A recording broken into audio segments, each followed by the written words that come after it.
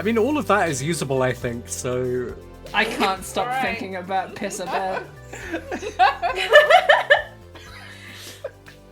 Do you ever hear a cold open to a podcast and just get so resigned?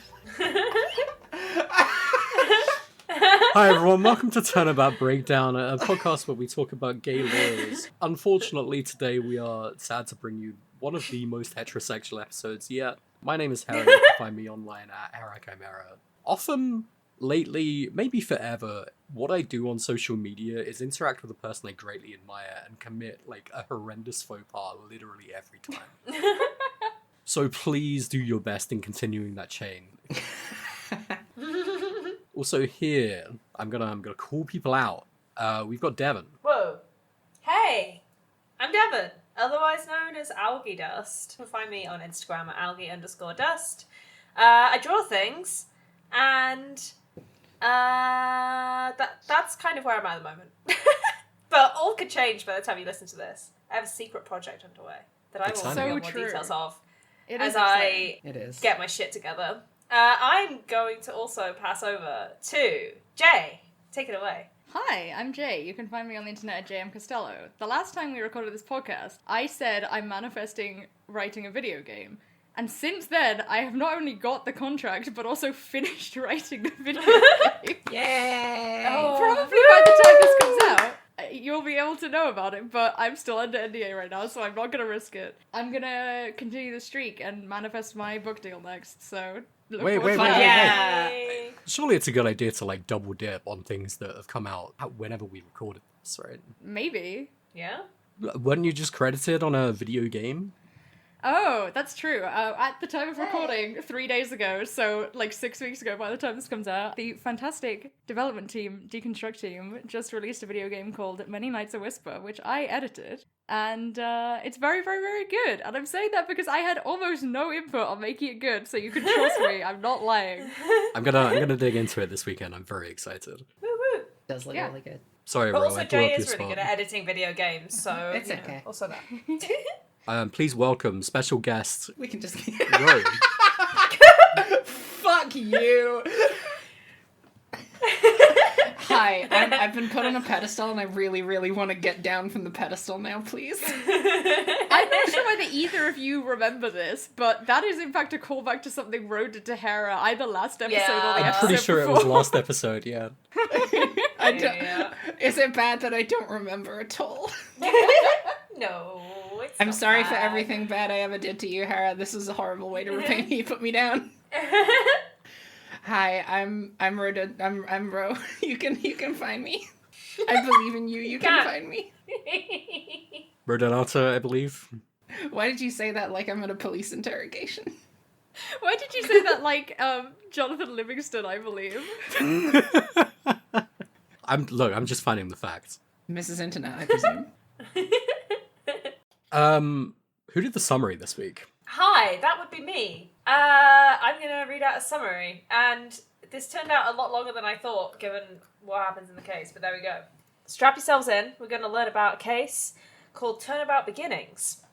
Our case opens with a sepia-tinged flashback of a kidnapping on a bridge. A man holds a young girl hostage. A policewoman has her weapon trained on him, and a shot rings out.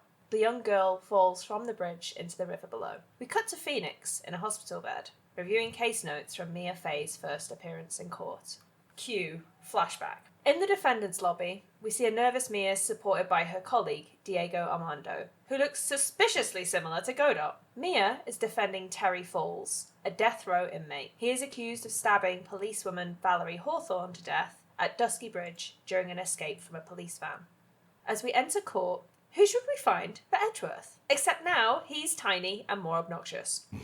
He outlines the case, sharing that 5 years ago, Terry Falls was convicted of kidnapping and murdering Dahlia Hawthorne, Valerie's 14-year-old sister, at Dusky Bridge. Valerie Hawthorne's testimony is what finally led to his imprisonment. Edgeworth argues that, motivated by revenge, Terry had used his 8 hours of freedom to set up a meeting with Valerie. After killing her, he hides the body in his car, where it's quickly found by the police. After a cross-examination with Baby Gumshoe, we discover that there was one eyewitness, Melissa Foster. She looks familiar. During this testimony, we realise she is the true murderer in this case, as she's the only one who had the opportunity to hide the body in the trunk of Terry's car, and she staged the crime photo. This assertion gets us a recess. In the break, Terry confesses that the kidnapping 5 years ago was fake. Dahlia was his girlfriend, and Dahlia, Valerie and himself planned the kidnapping to get a $2 million diamond from Dahlia's parents, who were rich jewellers. Terry admits his reason for meeting with Valerie was to understand why she betrayed him. When we return to the trial, we reveal that Melissa Foster is Dahlia Hawthorne. She not only survived the fall 5 years ago, but she alone kept the $2 million diamond. Dahlia's motive in the current case is established. Valerie was going to confess everything about the crime, and Dahlia didn't want the truth to get out. In the final part of the trial, we do all we can to prove her guilt, but in the end must rely on Terry testifying against Dahlia. At some point during the testimony, Terry starts coughing. He becomes progressively more ill. As he begins to lose consciousness, he explains a pact that he and Dahlia had made. If they ever lost trust in each other, they had agreed to drink the contents of a heart-shaped bottle necklace. It's the poison necklace Phoenix Wright ate in the first case of this game. Terry succumbs to the poison and dies in the courtroom, leaving the trial without a resolution. Mia explains that this case has tragically hurt both herself and Edgeworth, and they would never be the same, before closing up the case. In the epilogue, we return to Phoenix in hospital, saying that he has been drawn to revisiting this case due to recent events. The screen fades to black.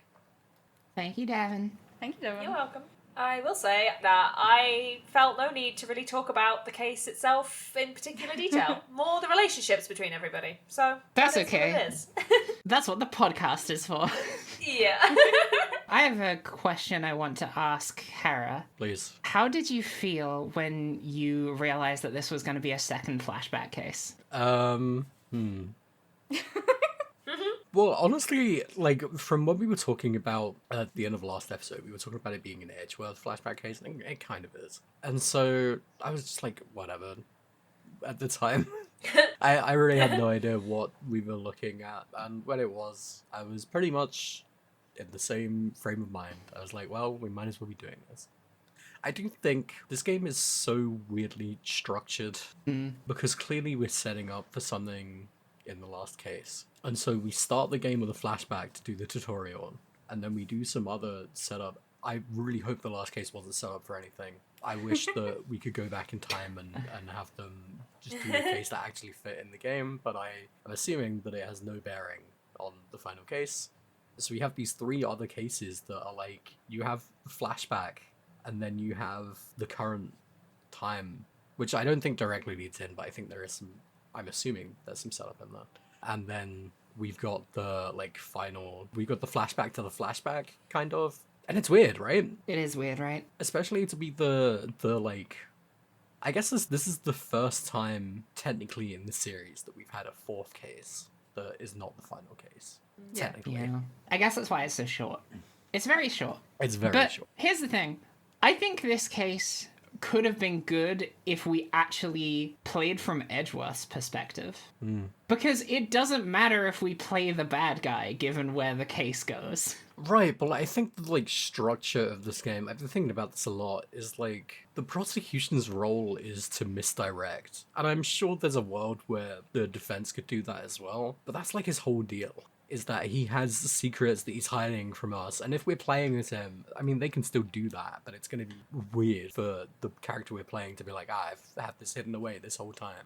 I've set a trap. He does like to very specifically lay traps down on the floor and watch people walk into them and then point and laugh at them when they walk into them.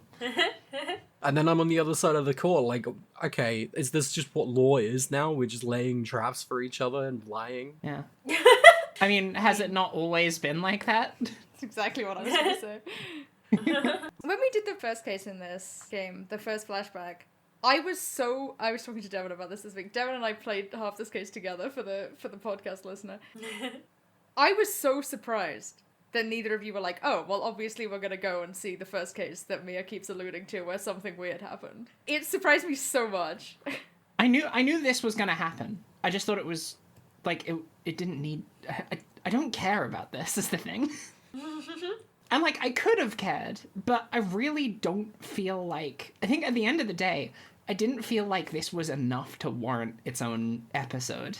I would much rather have, like, the first case and this case be rolled into a single thing. Because I think all of the things that you learn as setup in that first case just serve to make this case so much less interesting. Because it's like, oh, they're still going to treat it like it's a twist that Dahlia is the killer. But we know that Dahlia is the killer because she was the killer in the first case. And it just serves to make it boring. Like, the other aspects of the narrative that you gradually unpick, it's all just a means to an end rather than the fun, entertaining parts of, like, finding out how a series of events went down. Like, you know what happened. She killed the guy. You know that from the very beginning, the moment you see the name Dahlia and Hawthorne next to one another. Not even that, just the word Hawthorne on its own was like, oh, okay. I agree. I think there's a world where knowing the outcome of the case can be interesting while you're going through it. But having literally just done that in the previous case, this is not that world. Mm. Let me tell you though, as a teenager, getting to play more young Mia fucking rocked. And this is not the most fantastic writing, but it is fan service, so you know. I don't think it's fan service, but It's like, fan service for a very specific subset of people. I don't know that they have those fans. Like, that they know they have those fans, I should say. They do that's have true. those fans, because it's me and Devon. People who respect women. I couldn't have imagined that we'd have fans that would do that. Crazy. True. What if instead of having like this weird off-putting old man as your partner this time, you had a different off-putting younger man? Yeah. Who maybe is similar to another character that we've met, but you can't really tell through the constant misogyny that covers the character quirks. Yeah. They poured misogyny over this guy. Did I say this in my notes or just someone else? It was like, this is the misogyny case. Like, this is just what it is. This really is the misogyny case. It comes out thick and fast, and it's literally every single character. It's like, if you have two women at the center of a narrative, you need every man in the room to objectify them and degrade them in order to cancel that and out. like make them fight each other. Yeah, this is something I forgot, because often you just have the one woman and that's it. And often the solution is to just turn the dial on women, right? Until there's more of them. But if there's only we two, crank women then up? then they have to fight each other, and I forgot that important part of character writing. Yeah. Oh no, we have two women on the podcast, don't fight! No. Me and Hera, we've already fought. Oh, okay, fair enough. We have a long and scarred history that is now behind us. Yeah, now we have a warrior's bond. It's true. I liked the intro for this a little bit. Do you know why? Because it had a little bit of kind of like an Indiana Jones kind of flavor to it. Say more about this. Well, it was mostly just, I saw a bridge, I saw a hostage situation on a bridge, I saw someone in like a sepia tone trench coat, and I was like, hey, this kind of reminds me of, I think, the Temple of Doom? I don't remember a lot about the Indiana Jones movies. They're not good movies, and you probably shouldn't watch them again. But they are also, like, pretty iconic in terms of set piece and cinematography. And it just kind of reminded me of that for some reason. I don't really know why, but it just gave me that feel. The setup is nice because it's also just a setting that we haven't played around in very much. And here's the thing. And everyone, I'm going to say this and everyone's going to be like, oh, the real misogynist was actually the woman in the podcast. I did see Valerie Hawthorne and immediately think it was Mia Fey for some reason. Wow. I thought it might have been... I fell into the exact same trap I've fallen into multiple times through playing these sequels. I thought it might have been... The river. Lana? Oh, yeah, fair. That would be neat. They should But have she doesn't given exist. Mia a gun. Lana's not real. Ema isn't real either. None of these from characters that are case real. Just to clarify. None of those characters are real. But this opening is interesting, right? It has like a very different format to previous ones. It's a lot more text heavy. The sepia choice is interesting, right? Because it was 5 years ago. It wasn't. That's just what It wasn't games like the back then. 1940s. Yeah.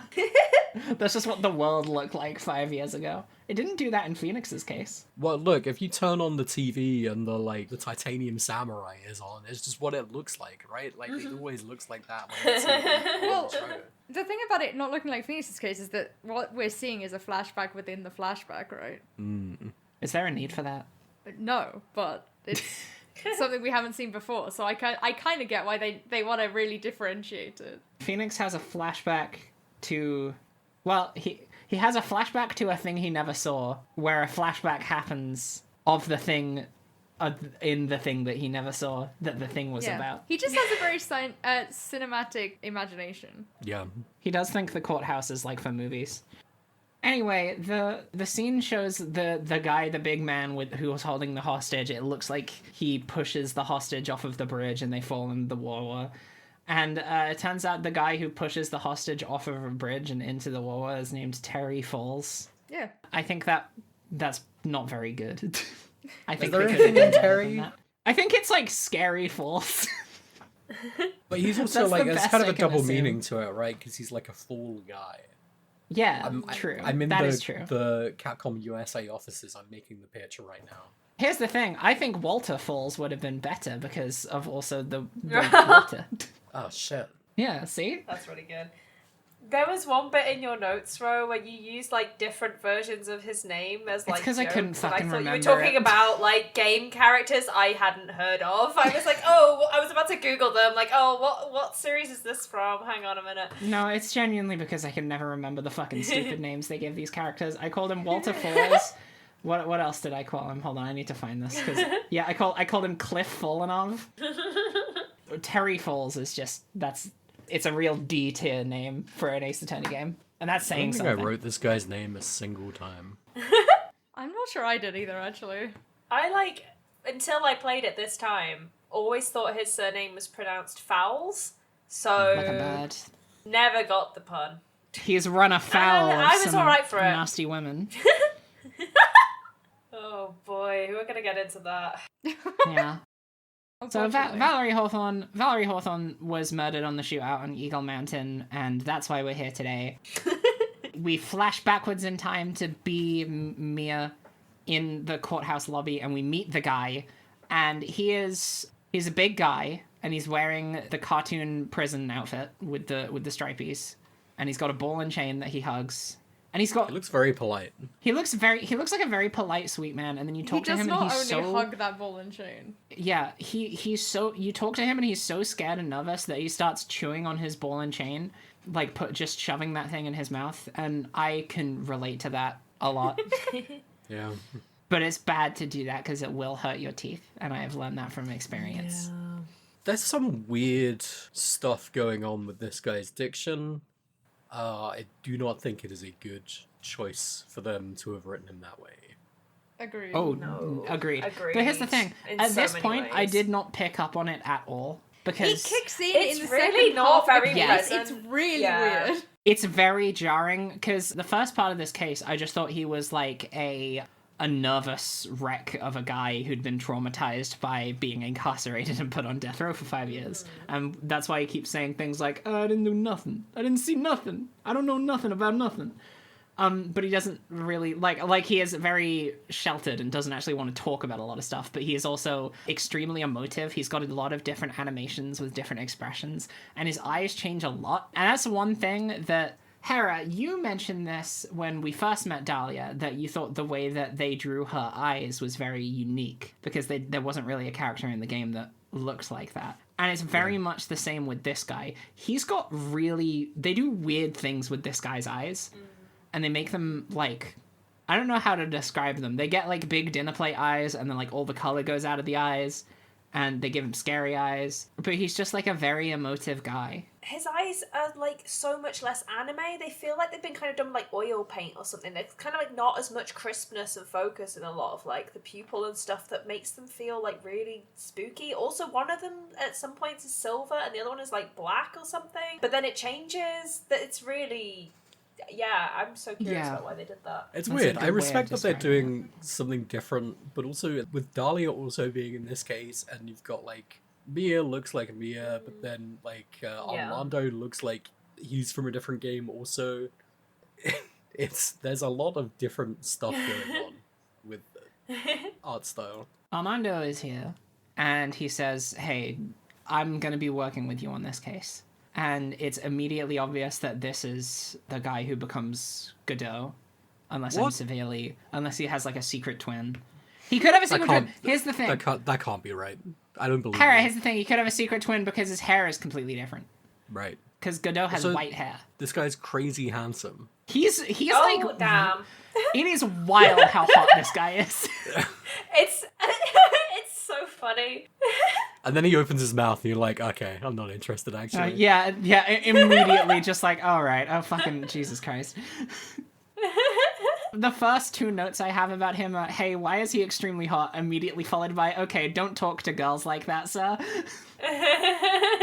Godot did express this a bit here and there in previous cases where he calls people kitten, but he does this to women a lot more, and he does it to Mia all the time, and I don't like it. They are professionals who work together. Yeah, they are professionals who work together. And that's the frustrating thing about him, is like, in terms of weird girls, Armando probably is, like, the most professional, because I can't recall an instance of a weird girl actively participating in the trial without it being, like, a big outburst, like those times, there was that time that Maya did it and then got held in contempt of court and got arrested.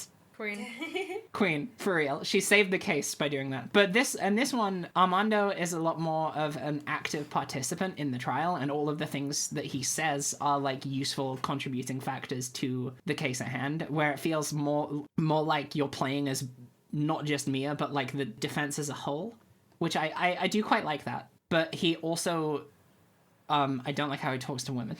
And he is the star attorney at Grossberg's firm, right?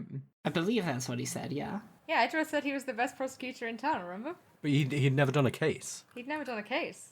But Edgeworth has never done anything. Edgeworth's never done anything. The thing about Edgeworth is Diego Armando says that the prosecutor for today is fresh out of his diapers. You get to the trial and you look at Edgeworth's profile, and it says dubbed as a genius as soon as he started as a prosecutor. But the thing is, he literally just started as a prosecutor today.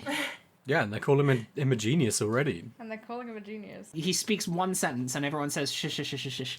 Let me put this silver spoon in your mouth. Let me put 18 silver spoons in your mouth. He's already had the 18 silver spoons in his mouth on account of Manfred von Karma, is I think the impression that you're supposed to get here. Right, and you like, presumably when you start, you do like paralegal stuff, right?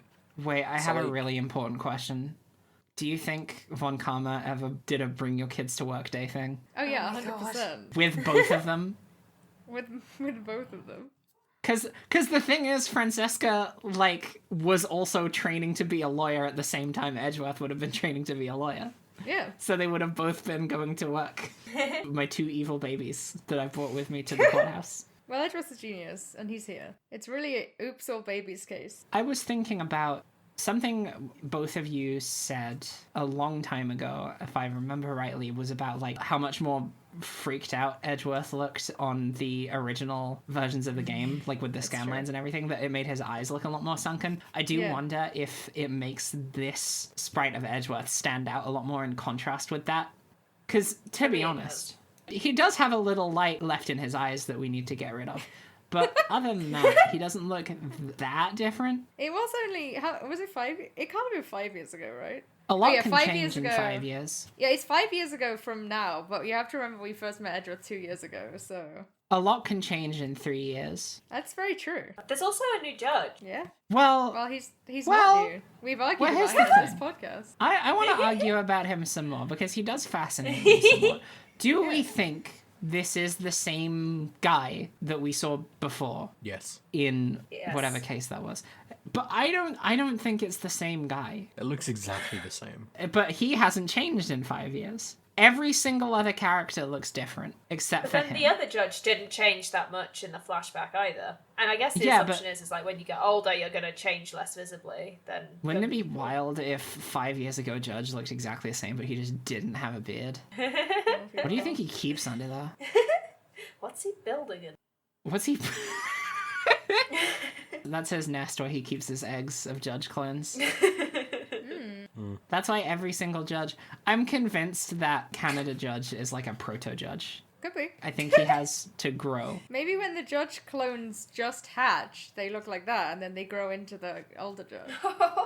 Oh my Yeah. god. Do you think So- if there wasn't a podium in front of the judge, do you think he would just be like worms under there? Yeah. Oh no, he's full of ants. He's Oogie Boogie from Nightmare Before Christmas. Oh, I hate this. You're the one who said that, Devon. You started with worms. Of course I was gonna go to ants. I meant like instead of legs, he's just got like 2 big worms that are his body. not like 100,000 worms. How was I What is supposed to know? What if he's just got 1 big ant under there? Just one big misogynistic ant. That's an episode title right there. I thought the exact same thing.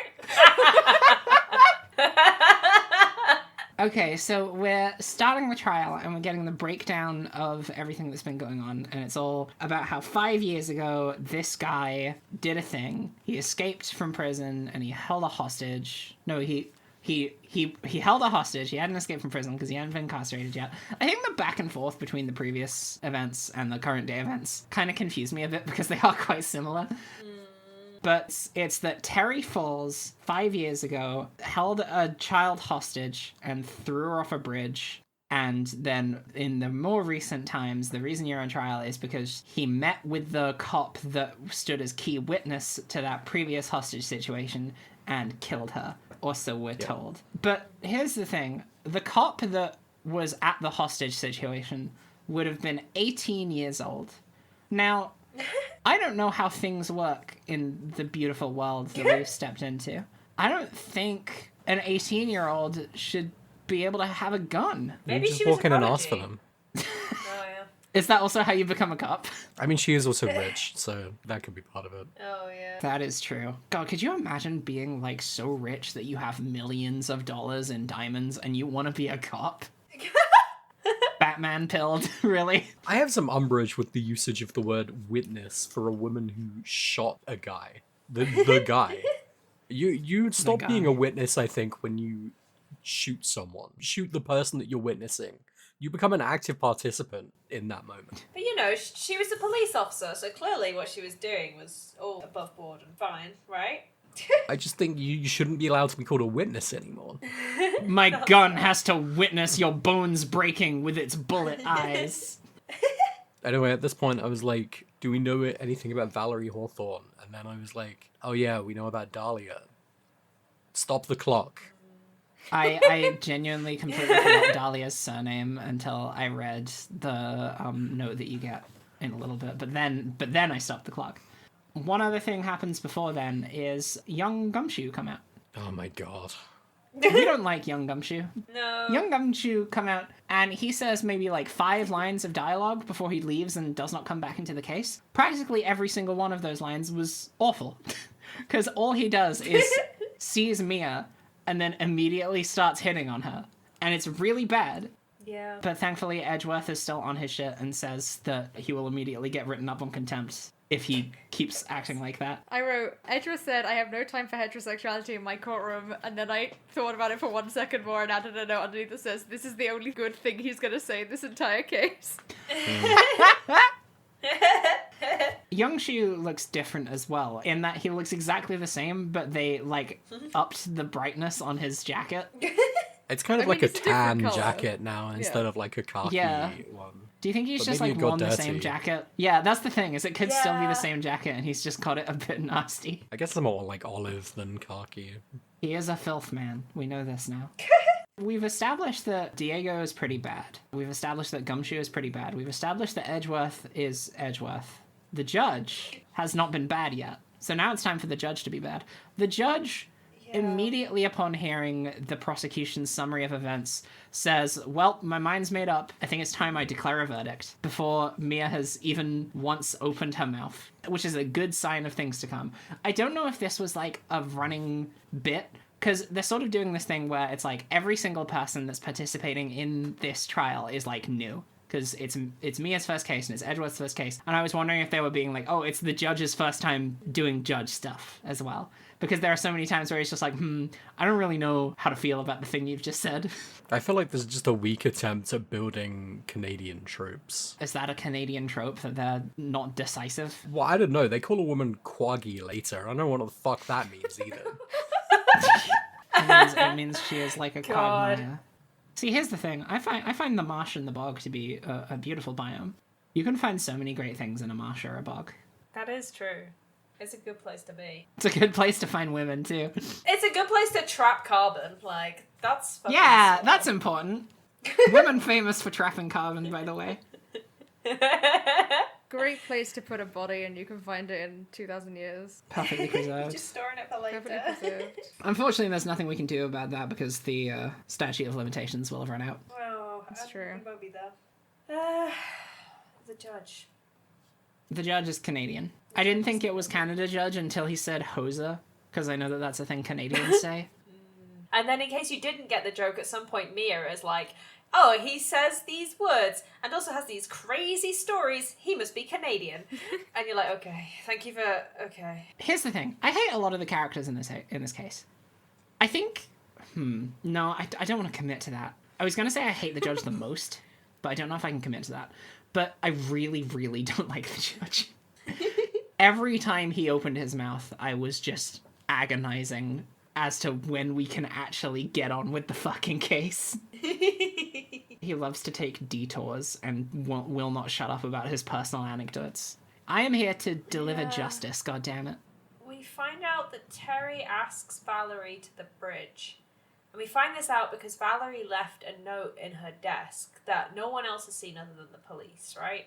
Basically from a phone call she had with Terry. We find out that she's supposed to have been wearing a scarf. And yet we have a picture which shows that she wasn't wearing a scarf. Anyway, Edgeworth just has this random scarf in his bag that he decides to show off. Yeah, Edgeworth says that he went to the scene of the crime and found this before the cops did, which is very strange to me. For Edgeworth to bring up this scarf, he gets tripped over by it like 4 or 5 times in this case. He does a really bad job on this one. He's new! He's new. He forgot He's what never done colors this are. before. He laid all the traps and then he forgot where they were. He was literally just born. He's a baby. He's a baby. Sorry, Hera. I'm on Baby Edgeworth Defense Squad now.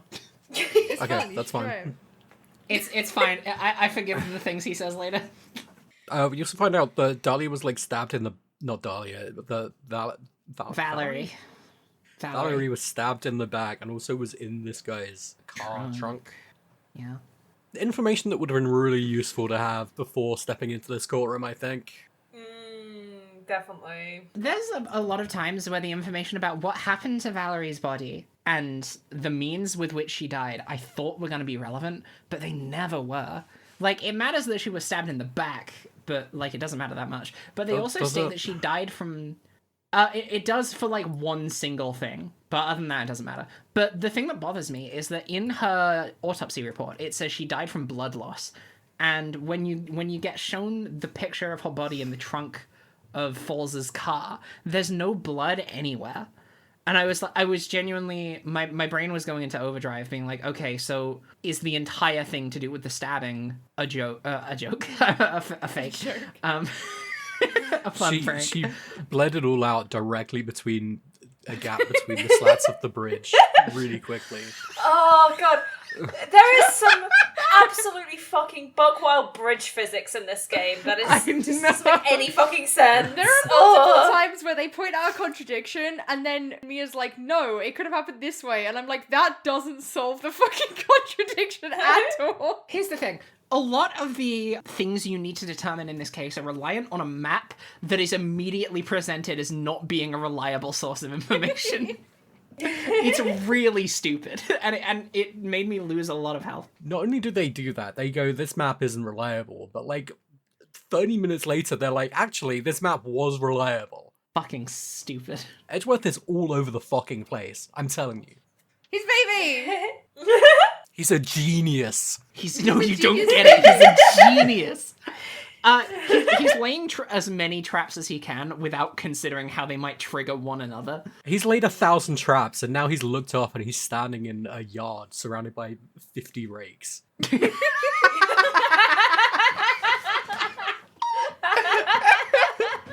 He's Sancho Bobbed himself. Oh my god. And he's gonna that's step on exactly so what it many of these fucking things. is. Oh, that's exactly what happened to him. There is Oh an my extended fucking period God. of this case where his defense is, because that's what the witness said. End quote. Yep. Can't prove it otherwise. We're going to talk about how so much of what happens in this case ends up being conjecture in the first place anyway. But so a witness testimony is basically just as reliable as all the bullshit that Mia says anyway. Because no one even fucking knows what this bridge looks like. It's so important. We got a picture of it. We got two. Oh yeah, that's fine. We got a picture of it. Well, we got a picture of like 1/16 showing like 2 slats of the bridge. Here's the thing, gang. If a bridge is like broken on the back half of it, like so broken that it would be a pit that you could fall down into and die, dashed against the stones, I don't think it's a good place to be having negotiations with people that could potentially kill you. But what if it's very important? Okay, you're right, Jay. It is very important, and that's why. Here's the thing that Mia says. She says Terry needed to have these negotiations on this bridge because he needed to be in a position where he could see everyone coming from the same direction in case cops showed up. He A was really going good place up to a do that. fucking mountain. Is it a dead end? You have great view from when you're blocked into the dead end. Just go further up the mountain, bitch. Like it's a path that leads to a shrine.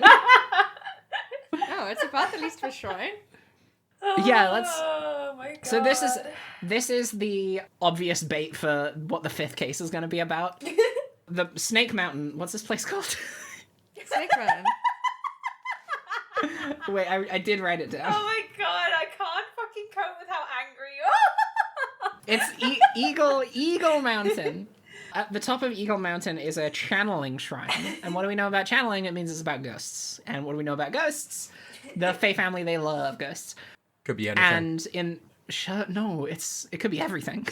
So my 2 cents is that a lot of what the 5th case is going to be about might be taking place at the very same channeling shrine. Also in the preview for the next case, there's a lot of pictures of Fae family artifacts, the kinds of ones that you see in episode 2 of this game. So it does seem Did you like see it's what the gonna name of lead that into case was, Also, by the way? Bridge to Turnabout. Yeah, it's also the bridge. Yeah, the bridge. Yeah, It's probably nothing. bridge. Yeah, probably nothing. There's probably like, you know what, Hera? I hope there's another more stable bridge. And it's like 50 feet down the way.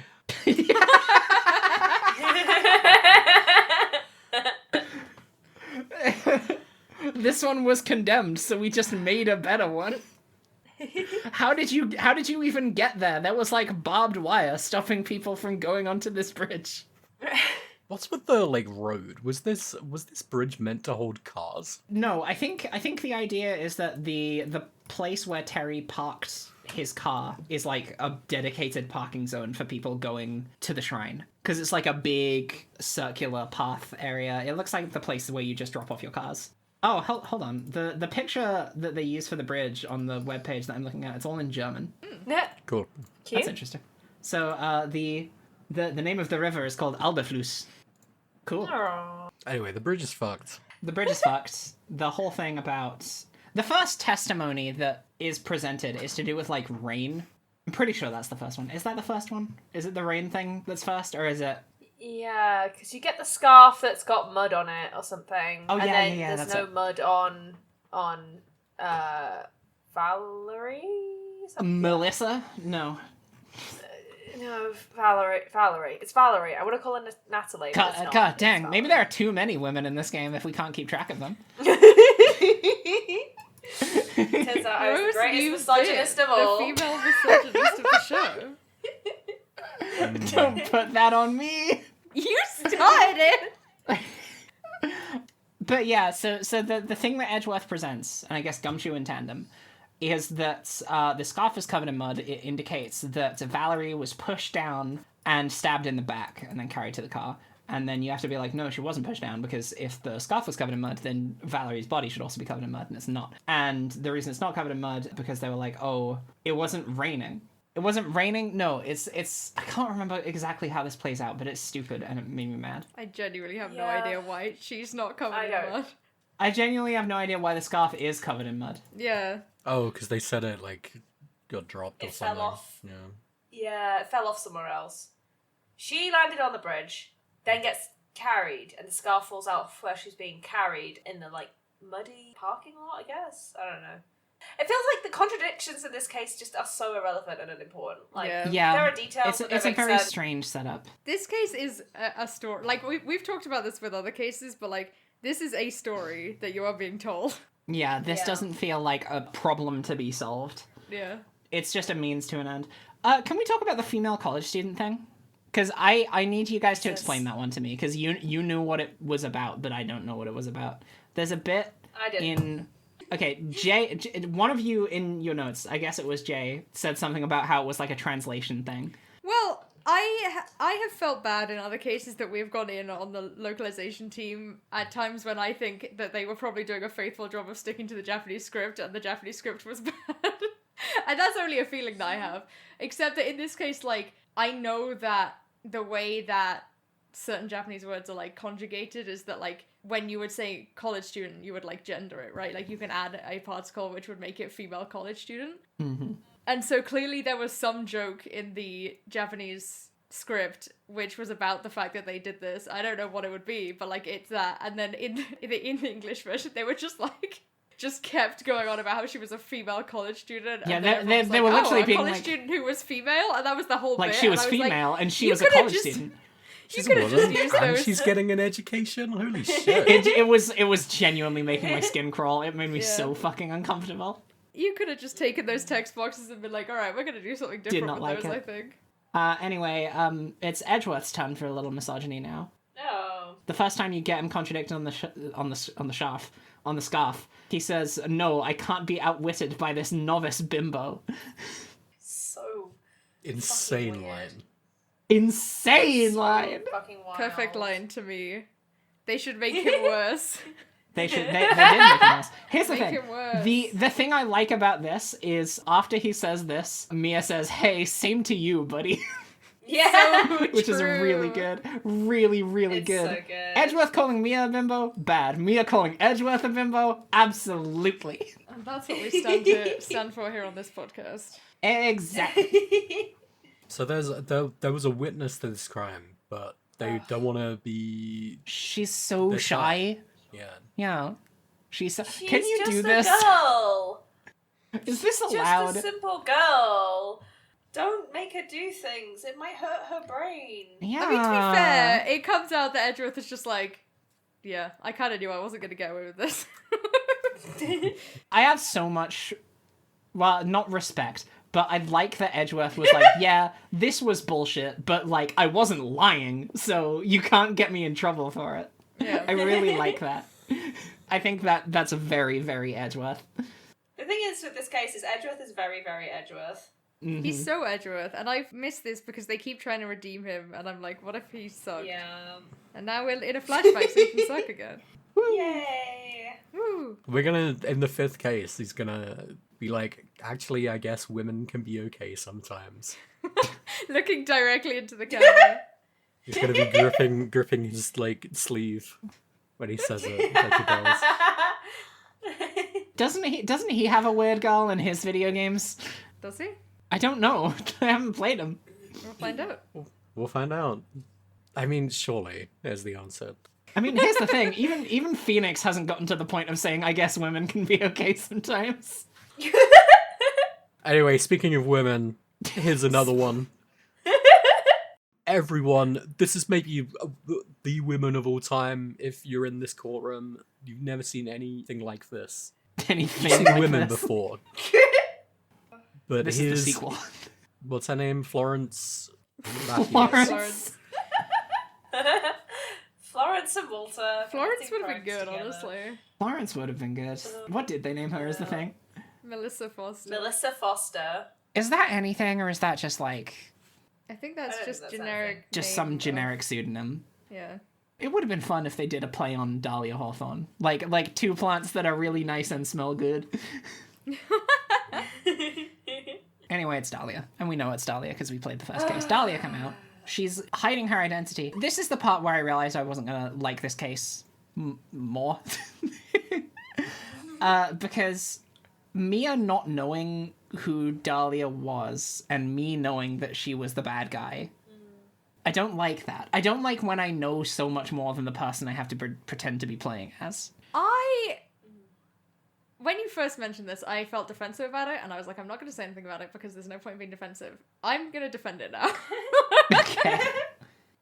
I disagree. I think that dramatic irony is a fun storytelling technique, and I understand that you and Hera especially like the cases where you get to, like, unravel a mystery and find out who did it. But I think seeing Dahlia Hawthorne and being like, oh, well, she clearly did it, but I know that she got away with it, and I don't understand how. And also, I don't have any idea why she wanted to kill this cop who, like, has the same name as her.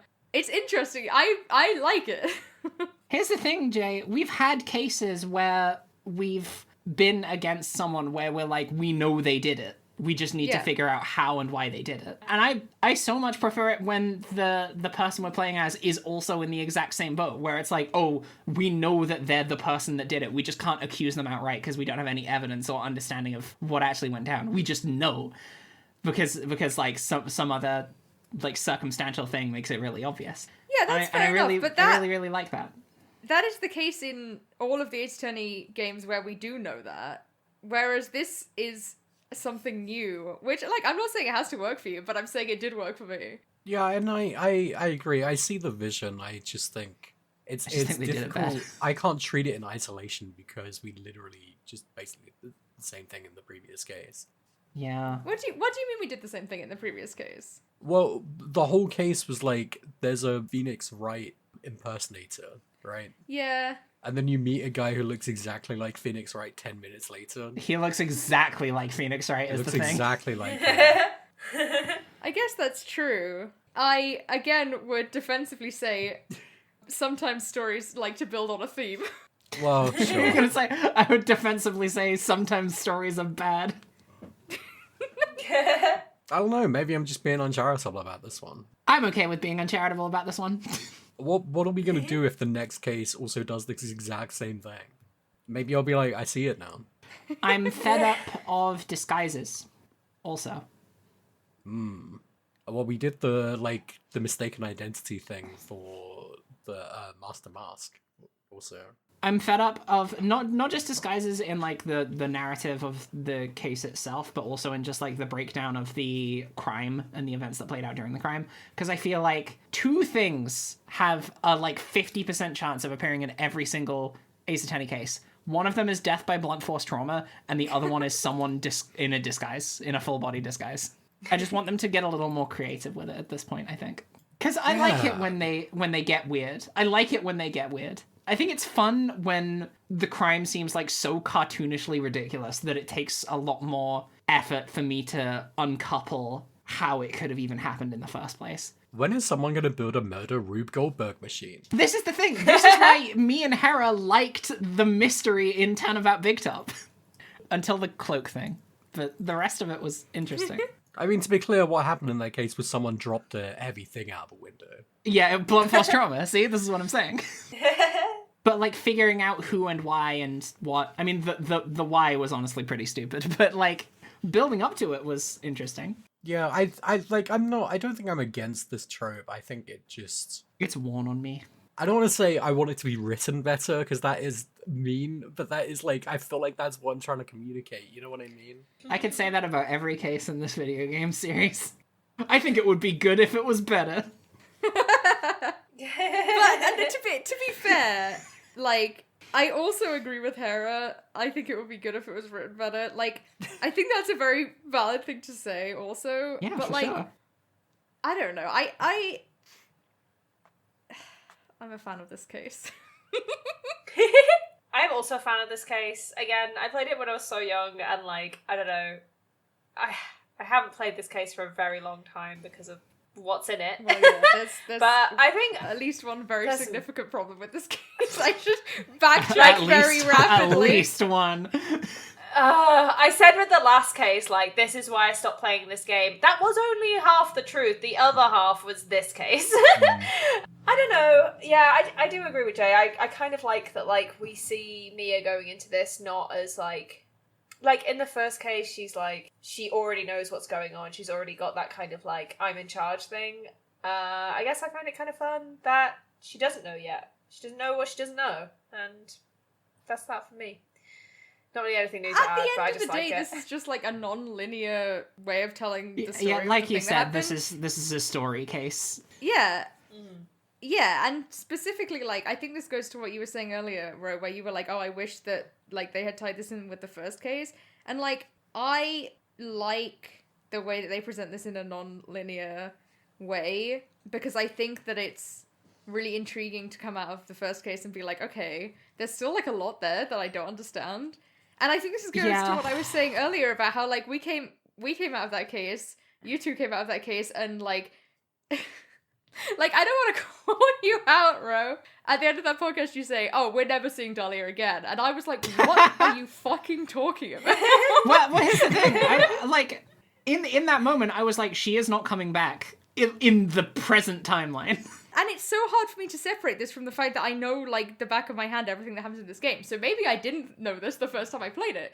But, like, it's so obvious to me that case was setting up for this. Yeah, I knew we were going to get here eventually. I think just fundamentally there isn't really a way that this could have been inserted into this game that would have really worked for me on all fronts. Because I think if it were bundled in with the first case, I would have found it less... I would have been less invested because it would have all been part of a singular narrative. I wouldn't have anything threading me through. But since it's here in this case, I'm less engaged in solving the mystery because I already know everything that's happened. So it's sort of like a catch-22 for me in that situation, where I just think it's to do with the general structural writing of this game as a whole, that the overarching narrative being built on like a basis of flashbacks and callbacks to mysterious events that have happened in the past.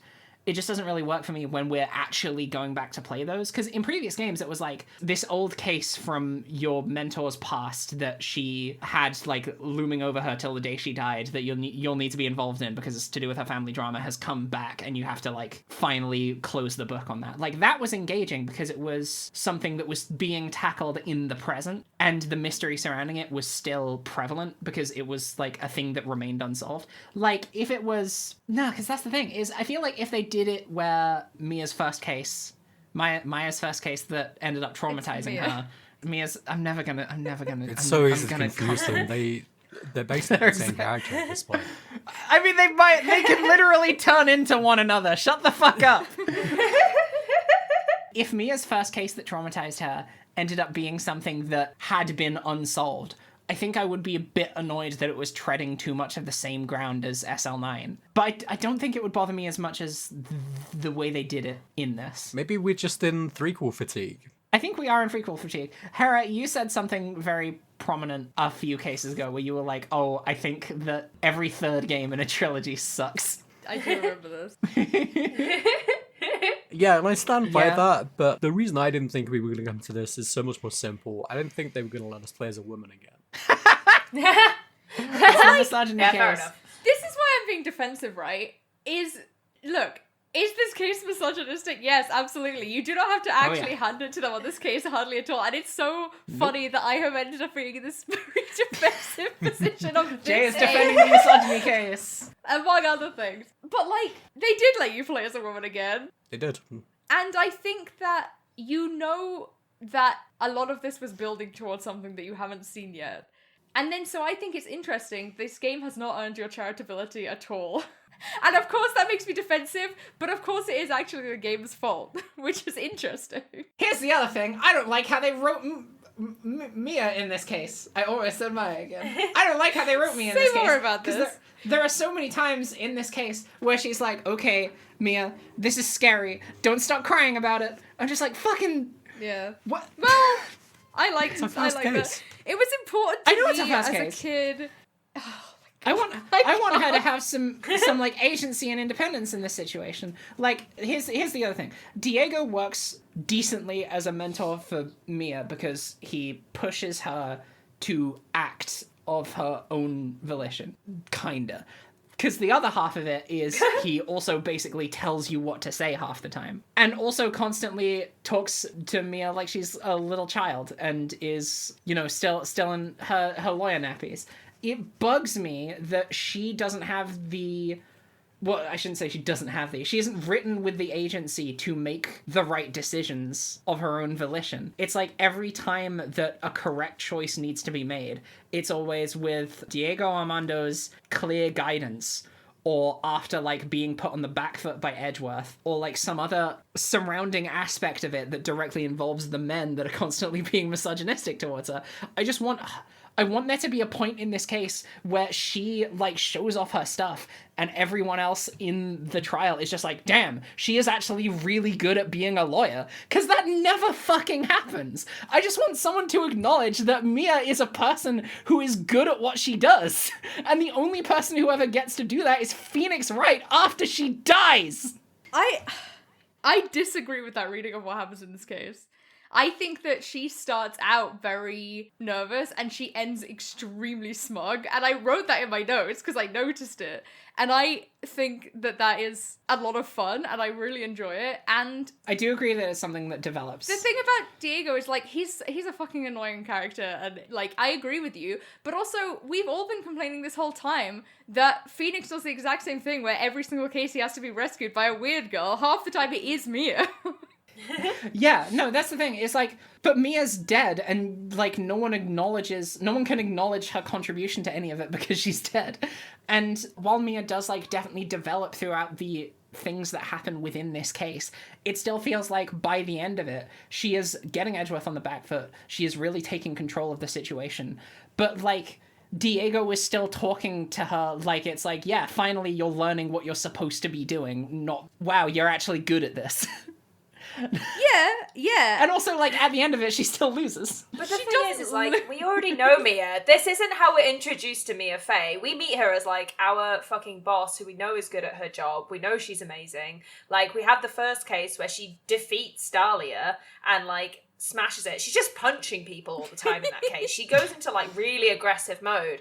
We've already seen that, like, she can be incredibly strong. And for me personally, I really like that we actually get to see, like, how she became that strong. And, like, at the end of the case, she says that, like, this case left scars with me. And, like, yeah, obviously what happens at the end is fucked up. But it seems to me that, like, actually that's where she got her resoluteness and her strength, because she never wants to let that happen again. And I guess for me, it's, like, a really not, like, strong character moment to be like, okay, obviously we've got the backstory from the first game where she's investigating, like, what happened to her mum, but here's why she really cares about being a lawyer. Like, this is it. This is how you go from, like, oh, I guess I'm kind of do law to figure out my mum's stuff, to, like, oh, but actually here's why it matters, to practice that and work well. I think both of these things...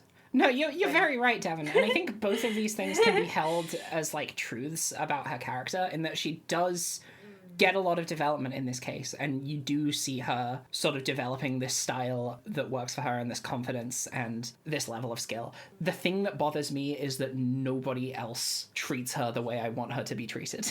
And I think you can hold both of these things to be true about Mia as a character. Was it just like watching shonen anime?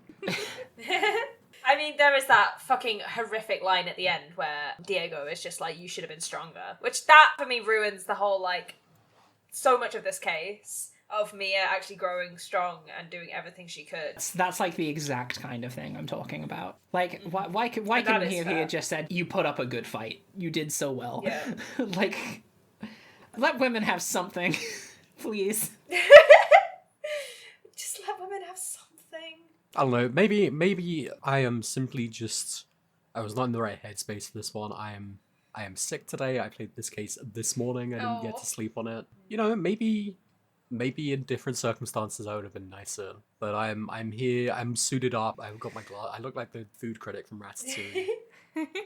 Nice. And I'm shutting this place down. I think the problem is something that I have, while listening to Devin talk, thought about as the Adrian Andrews problem, which is that I think that Devin and I took something from this case, something very charitable from this case, and maybe when you actually play it and you look at the words that are said in the thing, it's actually much worse. Yeah, that is Yeah. fair to say. Because, like, Yeah. everything Devon has said is true, but, like, also everything that Rowan Harris said is true. In that, like, yeah. yes, I think it's true that... I mean, the problem is, you have to constantly be facing this, like, wave of misogyny on all sides to get through this case, and I think that makes sense that then, like, you don't come out of it with the most charitable reading. And especially, like you say, you see so much of it through this lens of Diego Armando being, like, so infantilizing towards, like, your player character, so... Yeah. Yeah, I mean, it makes sense. Also, just like the way that Mia thinks about Dahlia in her monologues and stuff feels like kind of catty and also not very good writing. Yeah, that's fair. I can understand that in the case in the first game because like she had a grudge and like there was a history there. But this is like at this point in the narrative, this was someone she like didn't even know. She was just like, I've got some suspicions about her. But yeah, like it's a complex thing to discuss because I like this is very clearly, as you have made evident, a character that is very important to you. And I'm just like, man, I wanted her to be better than this, like written better than this and written better for, like have people talk about her better than this. But I'm really glad we had this conversation because, like I said, like I was trying to pass through like feeling so defensive about it, and like I do think it comes down to that, like how you choose to read this, or like what you bring to the table in this, which is you know, it's true of everything, but like. It's so something that has come up in Ace Attorney again and again, where it's like there is something here, and also sometimes the writing gets in the way so much, especially when it comes to women. Yeah. Just in general. Because like when you guys played this, you were like what, like 10? I'm like 14. 5? Like 4 14. years Yeah, old. 14. Yeah. Yeah, like 4 years old. Like how many women did you even know at that time? None. Not one. None, exactly. I want to call attention to something else here in this case, is that the positioning of it is that, like, yes, this case is undeniably about Mia, right? But what we had is we had the first Mia case, and then we got to sit on that. But the only character from this case we've really, really interacted with over the last 2 cases is... spoilers. It's Godo. No way. And it feels like it's so much, like, as much his case as it is Mia's. Yeah, agreed. Because he's the one that really gets the most development out of this, right? And also, he says kit in every other line. Yeah, he does do that. I don't know if I'd agree that he gets the most development out of it. I think you get a better Yeah, I don't know understanding if of I him agree as a with that, character out of it, for sure. But I still feel like with you playing as Mia, you get more of an opportunity to understand like how Mia got to the point that she got to in the first case of the game and everything going on there. I think the things that you do learn about Godot are important and insightful to his character, maybe a little detracting from the personality that he was in the other cases in this game. But I still think predominantly the focus is on Mia, and the writers just couldn't have an episode of this game be solely about women again. Or So ever, they had to have really. Godot in there as well. Or ever, really. Yeah, you're right. Case 1 was actually all about Grossberg. Well, It was Phoenix about is his there. hemorrhoids. That's what it was about. Oh yeah, that's true. That might as well have been a different guy, I'm gonna be real. Also, That my could've main been man, fucking Winston. Woo! I wanted to make a roast joke about how. how many women did you know? Did you even know a woman? Because actually, I think this like is genuinely, but I think this is genuinely worth talking about. Except I'm passing Yeah, it for through in sure. my brain as I speak, and I don't know whether it's gonna make any sense. But No, I know. Because let's try. like, how many things did you engage with where women were like the main characters? Of right, a narrative exactly, that and surrounded very them? specifically, the story of Mia Fey in this game, in these 2 cases, is the story of a woman who has an incredible amount of pressure on her, and who that pressure is somehow gendered, and not necessarily in a way that you can pick up on properly as a 14-year-old, especially as, like... especially as somebody who experiences gendered pressure, right? Like, there is something about Mia Fey as a character who you as a character that you encounter as a young, like, person who is realizing, like, simultaneously the pressures of gender and the pressures of wanting or needing or craving this sense of achievement, that, like, you know, I mentioned earlier, everything that you engage with, you bring your own lens to it, and I feel like, yeah, well, of course, like, of course, like, you have a more charitable, or, like, you can just read it in this way that is very flexible to the thing that you need it to be. And you can ignore the part where the guy sucks. Because, like, you're engaging with media where the guy sucks at all times, right? Like, it's just, background noise. And what you're not engaging with is this portrayal of something that feels very timely. Just hit And you with as the right well, moment. when we were like teenagers playing this, it's not like all other media was perfectly representing women, and then there was this. Boy, it like, sure this wasn't. was just normal. Like, this was just how women were written. There's these stupid jokes that you just, like, you kind of don't even pass them in lots of ways. They're just not even, like, on the fucking table.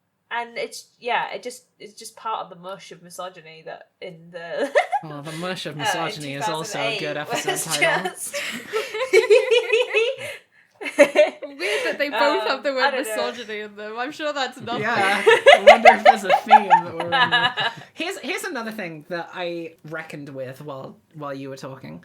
Imagine playing this as your first Ace Attorney case, and then playing the first case of the first game as your second, where you have this character that is trying so hard to perform under this pressured situation, and they do end up failing for circumstances beyond their control, and then have to live with that burden in association with the burden of their gender.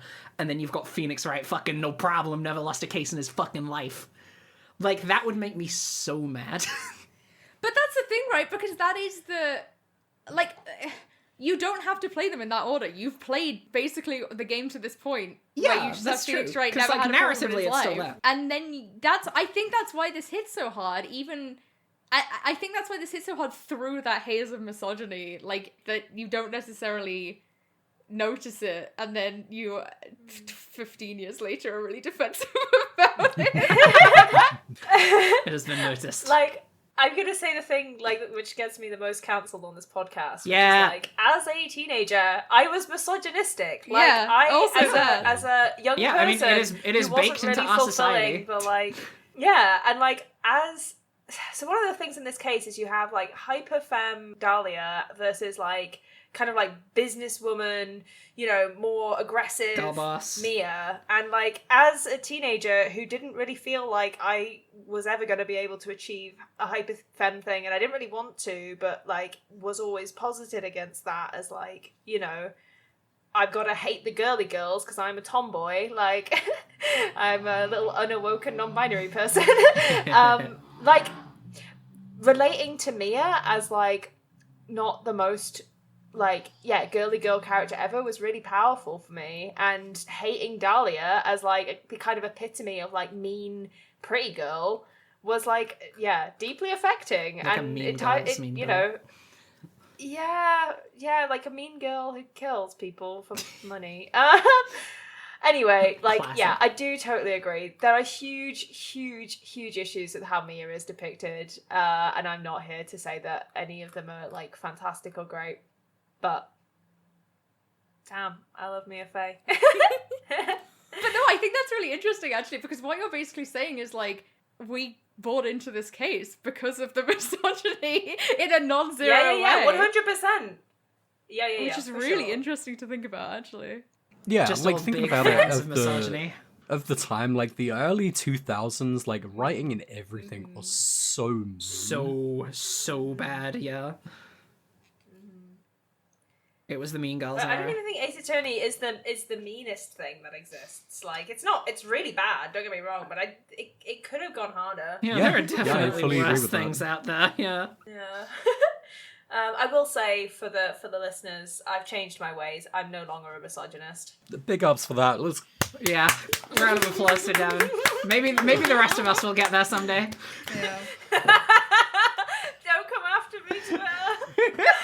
I need need to live my life. It's just got okay. my 1 week Literally chip. no one on Twitter is worth hearing their opinions of anyway. Did you say you just got your weak chip, Farah? My 1 week of never MA. calling a woman a slur. Dear God. We've been talking about Mia Fey for I think the past 45 minutes. As we should. Yeah, I can believe that. I would like to skip ahead Yeah, let's do that. Let's to move the on. second half of this case. I do not remember literally Yeah. anything from the first bit. Please let me Miles just take a quick Edgeworth look at my notes tells if there's anything I want Mia to Fey to kill herself. That's pretty good. Oh yeah, that's important. Okay, wait, can Armando we talk says about he that? Because I drinks think I lattes. genuinely missed the I bit also where missed that. Edgeworth asked me to kill herself, kindly. Sure. Yeah, I so also missed it what somehow. happens is, I believe the detail is why did Terrence bring the corpse back to his car when he could have just thrown it in the river? Yeah. And Excellent Edgeworth question. says something along the lines of, "Well, if you're such an expert about rivers, why don't you jump in?" Oh, that. Yeah, okay, I do remember that. This is a river that has been Yeah. established as one with like a 1000% mortality rate or something. Yeah. Yeah, I think Edgeworth says, like, if 9 out of 10 people jump in the river, all of them would be dead, or something. I don't remember the specific Exactly line. what he says, yeah. Everyone would die if they jumped in that river, because it flows Except really Dahlia fast. Hawthorne, we find out later for no explainable reason whatsoever. Never, yeah, genuinely Yeah, never every explained. She's a person we strong know who's fallen in this river swimmer. has survived. So Yeah. Wait, every person? She's a strong Oh, swimmer, more and than she's a one? demon. yeah. I was like, wait, who have I Such a forgot demonic who fell in this powers. river? What the fuck? We all made fun of Dahlia for not being very good at lying in the later half of her first testimony. Again. She does do perjury again. Round of applause for perjury. She's like, I'm so sorry. I'm I'm probably so gonna sorry make I told a lie. mistakes." And then she does, and she admits it, and then she does the mistakes because she's lying about, like, the photos that she was taken, because she was standing on, like, a section of the area near the bridge where she shouldn't have been able to see everything that happened, but she did manage to take the pictures, incriminating pictures, showing other stuff. It's all a lot of, like, boring location-based where was someone standing when they took a thing, or like, saw a thing happen. It felt good to catch her out on those Unfortunately, lies. I love that but- shit. No, that's the thing. Is like it felt really good to catch her out on those lies, but it does not make for entertaining podcast material. If ever I make a trial-based video game, you're gonna have to keep location of everyone on the map at all times, like an American football play-by-play. Speaking of keeping location of everyone on the map, there's a bit where you have to interact with the bridge map to point out where Melissa would have been rather than where she actually ends up being. What you're supposed to do is click the location of the killer or the victim. Anyway, it's one of the two people on the bridge, the victim on the bridge. But you get a whole conversation if you click on the car. Also, it doesn't make any fucking sense that she would be standing in the spot, but I'll get to that. If you click on the car, Mia does consider the option that, like, there would have been spirits involved with this, and I genuinely thought that we might have been going there, considering what the next case is likely going to be about. And I was like, fuck, I need Mia to, like, get weird with it. It would have been better if she got weird with that. I think we can all She agree on always this. encourages people to get weird with it, but I want to see her get weird with it too.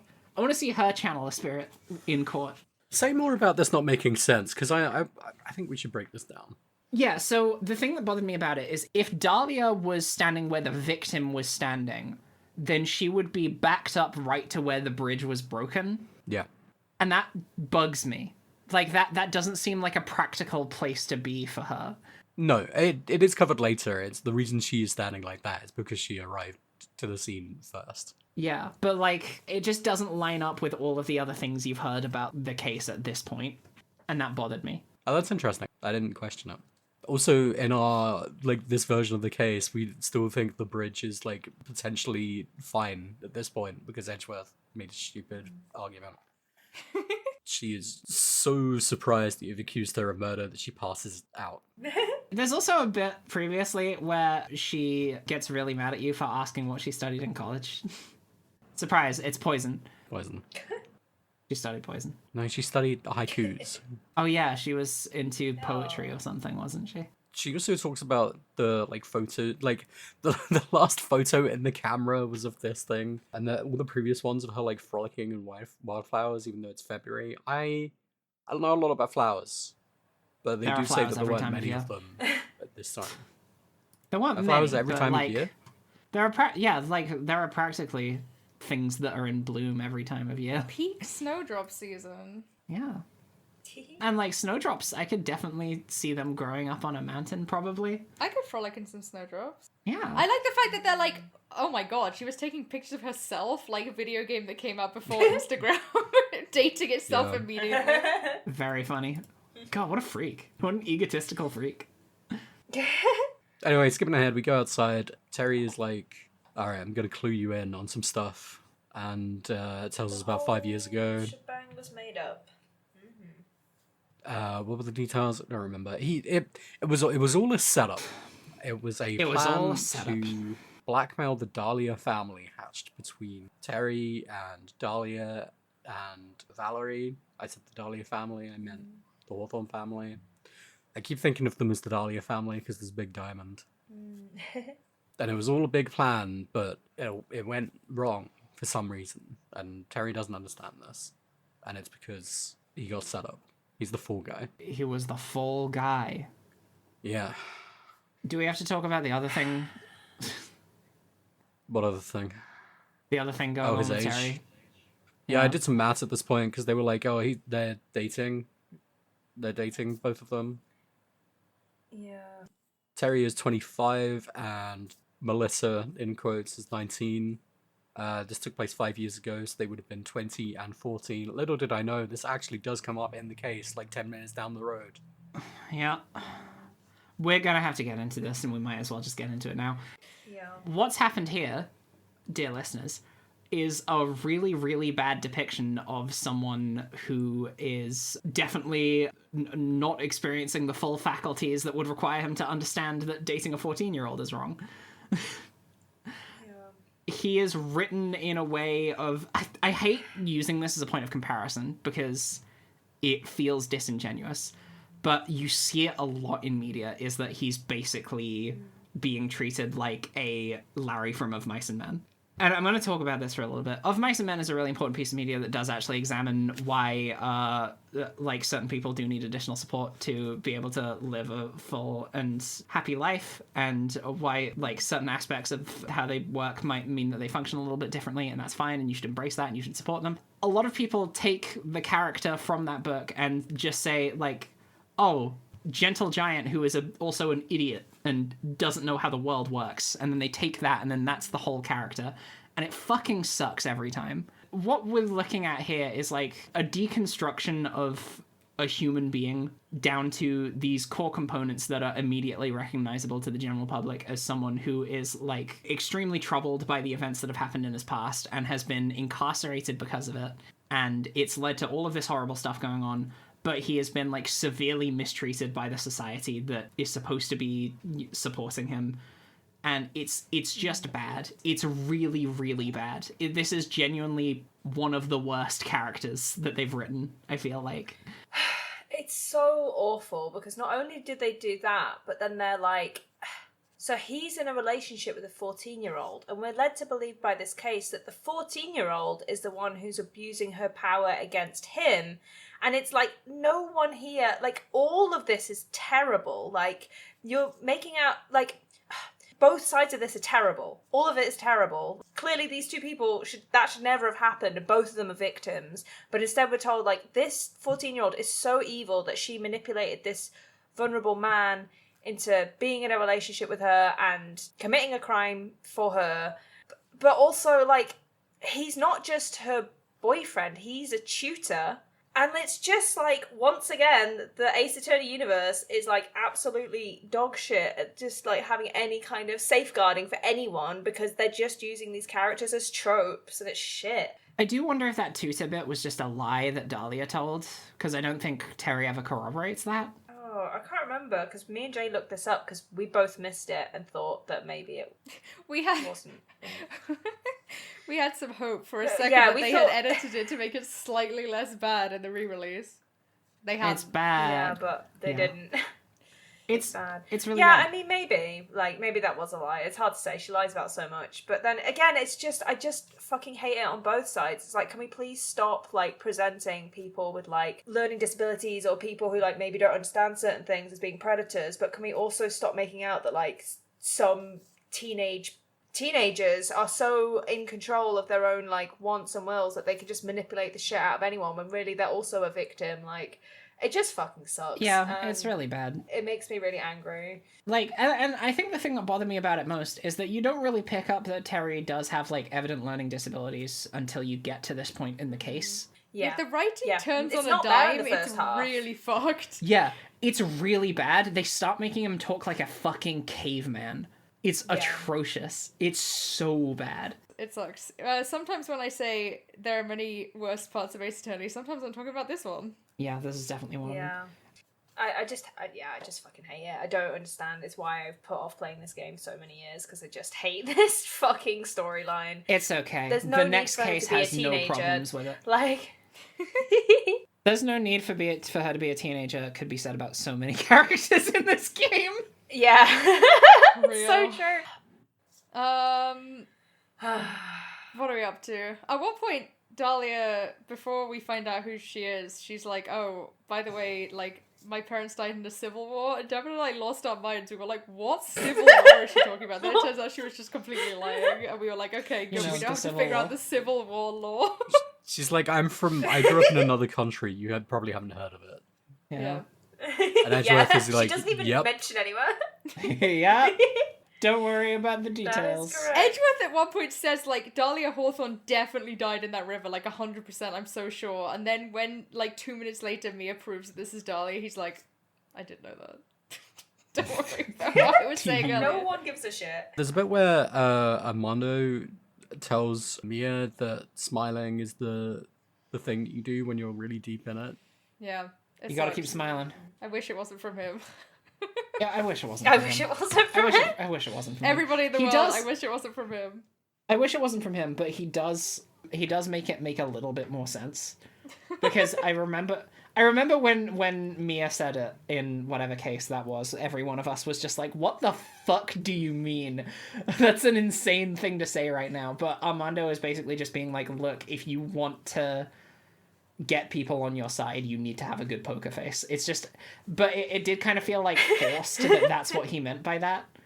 I 'Cause don't know. it seemed Is like he they- saying that, or is he saying like?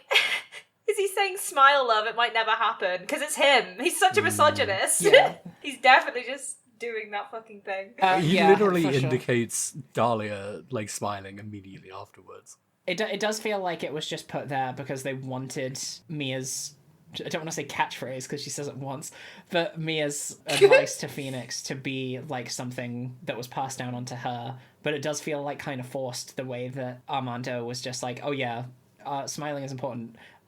It's because you need to like do all this other stuff to make sure that people are actually believing the things that you say, and not just like because smiling to make you seem nice.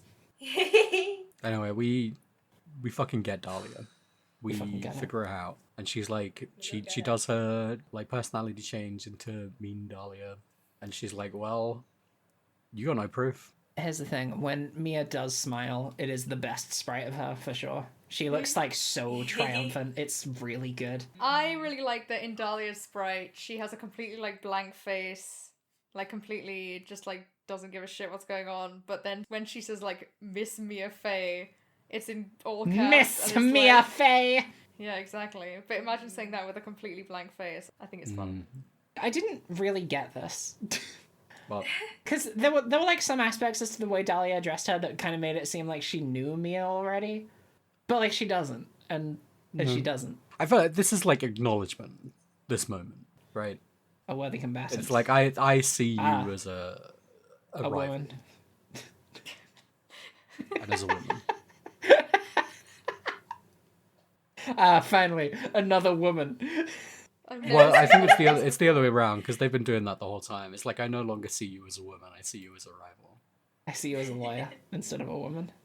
Your gender is no lawyer. Well, we did talk about that last time we played as Mia, where she has like a lot of stuff in common with Phoenix because of how that works. Yeah, it's true. It's a lawyer trait. I mean, I think not to go back to what I was saying earlier, but I think there is something there, right, about like how Mia has to almost overcome this femininity in order to like be a good lawyer. Yeah. True. Mm-hmm. She learns to start punching people. Yeah, exactly. Like a man. like what Yeah, men that's a do. really good point. When you brought that up earlier, Devon, that is not something that she does in this case, and I did not pick up on that. That is a character development. What, that she punches people? It's a reverse character development. Yeah. Well, she Well, she very specifically does specifically- it. Doing violence. In response to Phoenix being heterosexual. Yeah, exactly. We don't have any of that in this. I mean, we actually do, is the thing. Now that I'm thinking about it. Maybe she's just like, oh my god, What- this is sucks. I don't the- want to think about it. The first It person reminds she me hits too much. is Grossberg, right? The only person she Yeah, hits is she just Grossberg, as far constantly as beats I him up. remember. She doesn't hit Phoenix at all. No. She can't get to him. He's too far He's away. too far away. They're together in the lobby. She right-clicks on Phoenix and says, "That's too far away." She should have knocked Diego the fuck out, is what we're saying. Yeah, that is exactly what I'm saying. Yeah. Yeah. That Should would have be cold really clocked fun. that son of a bitch. I really hate how this case made me like Godot less. I'm sorry. He was genuinely like one of my favorite characters until now. Ugh. I will say, when he starts flirting with Rhonda Light, that redeemed him a Yeah. lot in my mind. He has a bisexual awakening, and then he realizes he can just be like that to everyone. I mean, he, like, that's the thing, is like there is a point later on in this case where he does call Terry kitten as well. And I'm just like, you just need to say it to men. Just be a little bit. Yeah, it's always better. It is always better because it doesn't have the misogyny in it if he says it to men. Sure. Speaking of Terry, Yeah, it's Terry time. Terry Terry goes time. onto the stage and says it's Terry time. the judge is like, okay, this case is over. And Mia He's got to says, stop saying that. I have to call another witness immediately. We have a little repeat of the moment from the end of the case 3-1, where Dahlia is like, are you sure you want to do this to me? This will kill me. And Terry makes a decision in this moment. It is not clear what this decision is until later, but he suddenly gets very thirsty. And that's when Armando gives him some coffee because apparently this courthouse doesn't have any water.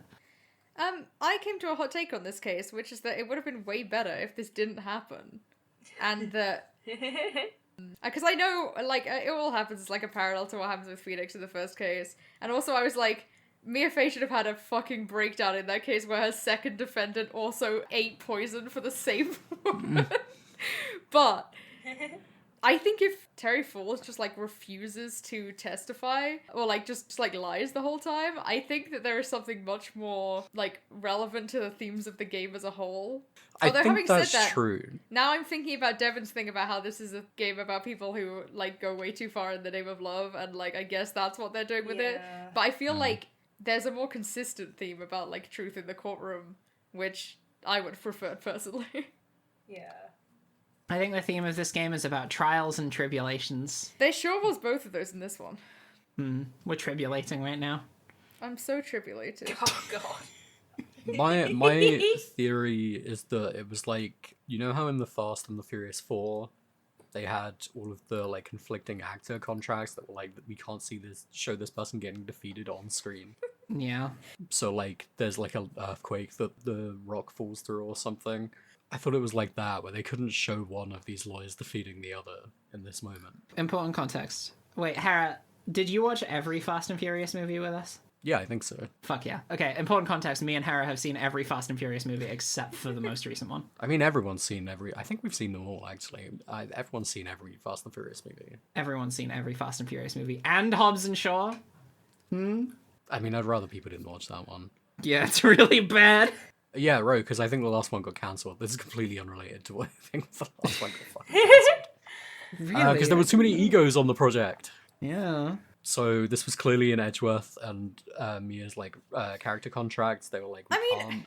I No agree one with can- you, but I yeah. think it's a more compelling story if, like, because you know how, like, Edgeworth's whole thing is about, like, I never lost a case until Phoenix showed up, and then we have the whole thing with Franziska, and, like, the fact of the matter is that Phoenix Wright has never lost a case except for that one with Vanguard where his client was actually guilty. Like, I think Mia Fey being like, I did lose my first ever case though, oops. It's kind of... And also, I Yeah, I lost my agree. first ever case and that guy was innocent. There's something very compelling with that. Also, that movie wasn't cancelled. That was completely wrong of me. Some Harris people are gonna lied. Yeah, I go did. on cheese. I was thinking of a different thing. Some thoughts About- about the case that I've been like Not about Fast and Furious? spiraling around. No, I've never seen a Fast and Furious. I'm sorry, I've let you down. In my notes, I used the example of One Piece. Does that help? No, I don't get any references. All I know is I'm Ace muting Attorney. both of you. Devon, go ahead. So, I was thinking about the fact that what Terry says is the pact we made was to drink the poison if we ever lost trust in the other. But I think I don't remember completely, but I think Phoenix eats the necklace because he trusts her. It's like the opposite. I think there's something about the fact that like Phoenix is supposed to be someone who's so trusting or whatever, as opposed to like Terry's weakness is that he actually was like, yeah, free from. Harry's weakness was that someone else hadn't already been poisoned before he ate that. Yeah, and he didn't even eat the necklace. He just drank the poison. Phoenix Wright ate a necklace. I'm always here to remind people of this. It's an important thing. Yeah, this is a great thing to bring up, actually, because I must have built up some mental image of how this incident went down based on how they describe it in 3-1 that is just completely incongruous. Because they mentioned something about poison in coffee. I thought they said the guy that got killed was a cop or something. I don't know. I just No, like, in wrong. 3-1, there was a cop that was poisoned in a library before. So that was a separate incident. There was a separate coffee poisoning with the same necklace. Dahlia Yes. poisoned somebody in the law library with poison in that necklace that Terry had drunk from a year before. Well, actually, well, at that point, it was only a couple months before. This was a year before as well, though, right? It was like 9 months. So it was like, this case happens, then 3 months later, someone gets poisoned by Dahlia again. I see. And then... Because what I was about to be 9 like, months well, after did she that, just take he used the necklace right here and give it to Phoenix? But no, if No, because No, she what uses it happens again. is she poisons that person in the law library, and Phoenix walks into her not long after that, and when she's trying to dispose of the evidence, and she gives Phoenix that necklace, and that's when Phoenix starts thinking that she wants to be his girlfriend. right, then but she my just understanding runs was with the law library was in the courthouse. I don't know. Oh no, I think it is in the courthouse. It is in the courthouse. Yeah. Okay, I see. I'm going to say this. There is information in 3-1 That's that, true. that you've forgotten. That doesn't surprise me at all. Yeah. What are you hinting at now? I'm not hinting at anything. Are you sure? Because it really sounded like you were hinting at something. Well, I mean, I could tell you what it is, but yeah, you could. We played the case. or is it, well, like, you know, you don't remember what it was, and you wouldn't have remembered it, like, you're playing the game in linear time, you'll find out at some point. Yeah. All right, I here we mean, go. It's up to you. I'm swinging big right now. They turn directly to the camera and they say the guy that was poisoned at this incident was Diego Armando. His name was. And I was like, well, I don't know who the fuck that is, so it's probably not relevant. That seems like something the guy would do. Mia mentions that the person who was poisoned was like her boyfriend as like a one-off line. Oh, well, I mean, and the thing is, like, when you're working in a badly written, like, early 2000s video, or basically any media at all, the primary, like, pool of dating is your workplace, right? God. And who is more Ugh. desirable than the finest attorney at Grossberg and Law? No, don't. The hottest character we're not fucking depicted going in this there. game. We're not fucking going there. Shut the hell up. That sucks. Going where? I'm not following the track that you're laying out, So Hera. funny. I'm derailing I'm this saying car that right fucking they were now. dating. No, that sucks. Well, I think I've connected the dots. You haven't connected shit. Shut up. If Hera's right, I'm gonna be so mad. The thing is, like, think about this on a meta scale, right? Is like what this case has done is established that there was a prior relationship between Godo and Mia. And Godo is angry at Phoenix for some reason. Was that maybe the fact that Phoenix couldn't prevent Mia from dying? Maybe. Is it Don't the think that fact necessarily that, means that they were like, dating. well, no.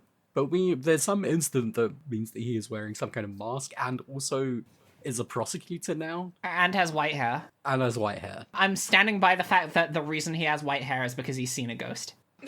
Sure. I mean, that's a lot to bring into focus in the final case. But I mean, The you're next right, the I next could see case that. is about the face. There's gonna be ghosts in it. I think the next case is going to be about everything, and it might be extremely sloppy in pulling that off. Everyone knows that the final cases of Ace Attorney games are always the worst ones. But we're in the threequel. I can't overstate this enough. Here's the thing. There is a missing piece to the Godot puzzle that we don't have yet.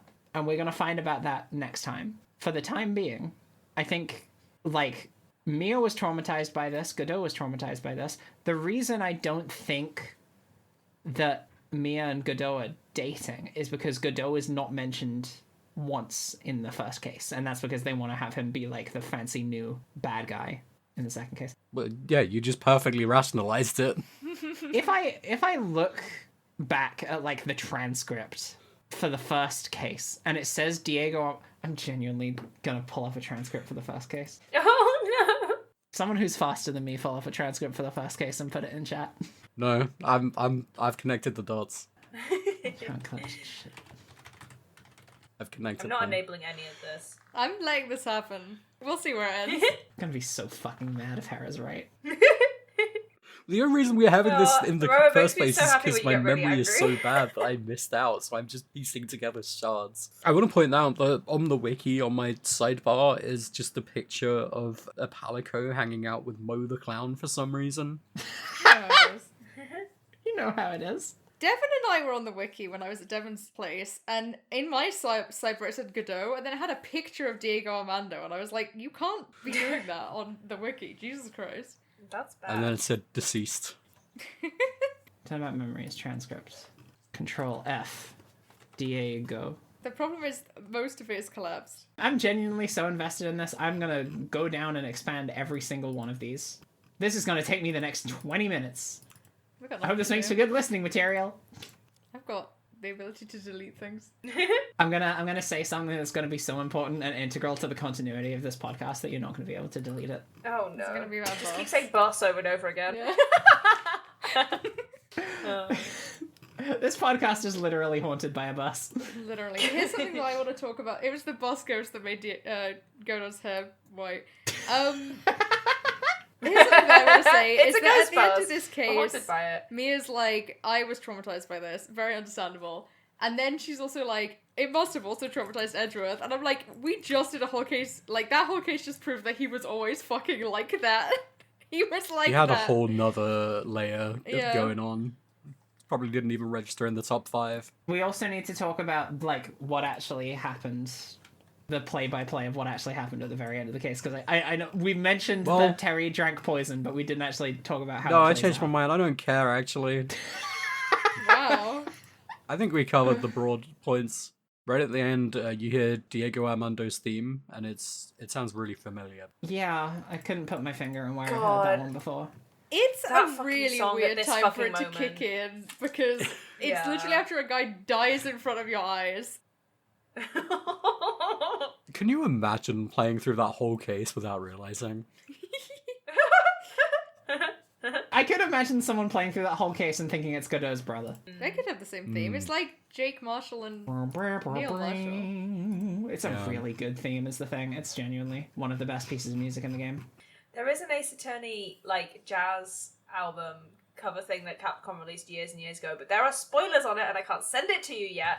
But as soon as I can, I will because you. Oh, it's they used got, theme it's got... of Phoenix dying. It does Theme of have Phoenix quitting his Godot's theme job. on there. Okay, that's everything expanded. Search Diego. No results. Armando, no results. Oh well.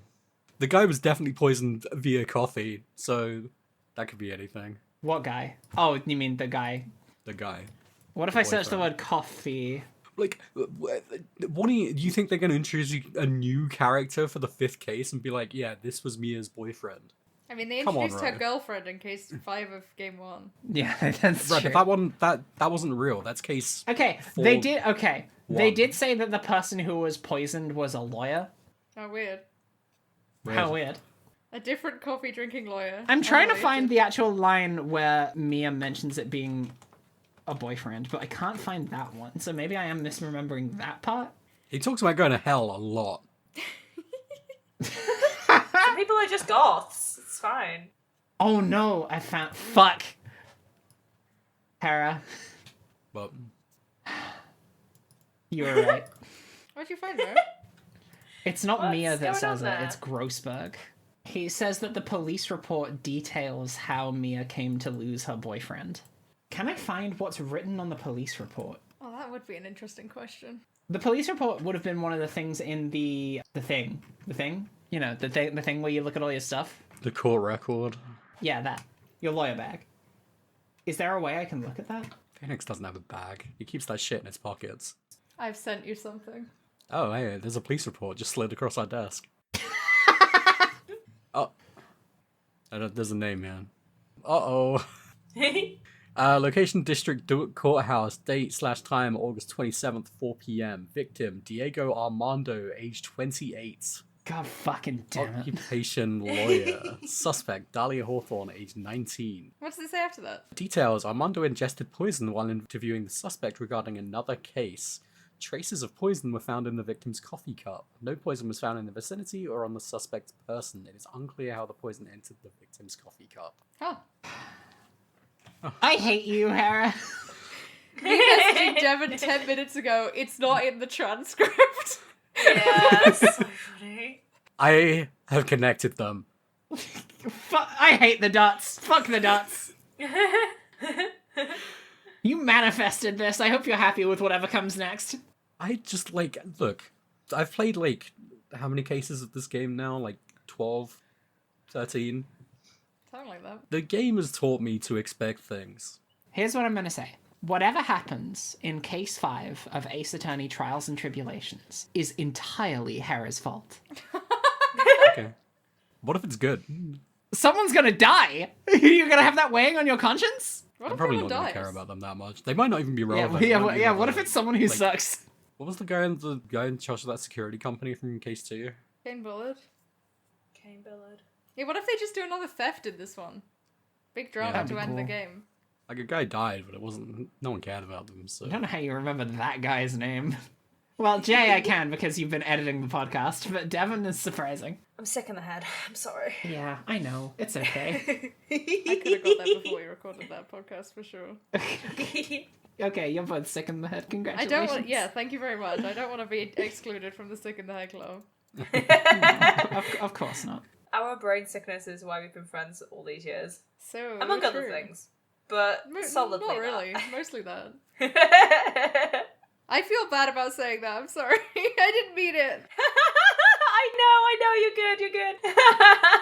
You come to my house, I feed you a massive dinner, and then it means nothing. Let's get to the final bits and pieces. So, Terry drank poison. It's kind of bad how it happens, is the thing. He starts coughing up blood while on the witness stand. We've never seen anyone die. We've never watched anyone die before. Yeah, it's really horrible.